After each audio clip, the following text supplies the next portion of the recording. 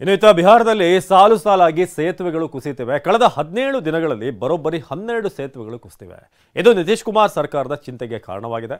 ಭ್ರಷ್ಟಾಚಾರ, ಕಳಪೆ ಕಾಮಗಾರಿಯಿಂದಲೇ ಘಟನೆಗೆ ಕಾರಣ ಆಗಿದೆ ಅಂತ ಹೇಳಿ ವಿಪಕ್ಷಗಳು ಸರ್ಕಾರದ ಮೇಲೆ ಮುಗಿಬಿದ್ದಿವೆ.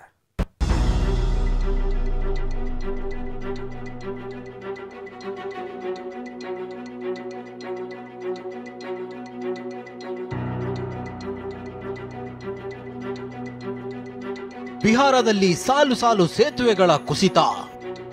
ಕೇವಲ 17 ದಿನಗಳಲ್ಲಿ 12 ಬ್ರಿಡ್ಜ್ಗಳ ಪತನ.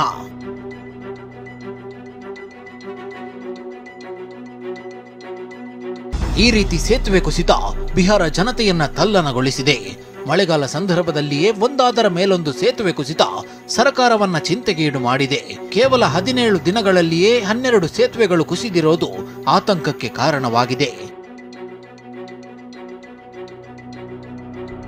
ಜೂನ್ 18ರಂದು ಅರಾರಿಯಾದಲ್ಲಿ ಬಾಕ್ರಾ ನದಿಗೆ ನಿರ್ಮಿಸಿದ್ದ ಸೇತುವೆ ಕುಸಿತವಾಗಿದ್ರೆ, ಜೂನ್ 23ರಂದು ಮೋತಿಹಾರಿ ಜಿಲ್ಲೆಯಲ್ಲಿ ನಿರ್ಮಾಣ ಹಂತದ ಸೇತುವೆ ಕುಸಿತವಾಗಿತ್ತು. ಜೂನ್ 23ರಂದು ಸಿವಾನ್ನಲ್ಲಿ ಕಾಲುವೆಗೆ ನಿರ್ಮಿಸಿದ್ದ ಸೇತುವೆ ಕುಸಿತವಾಗಿತ್ತು.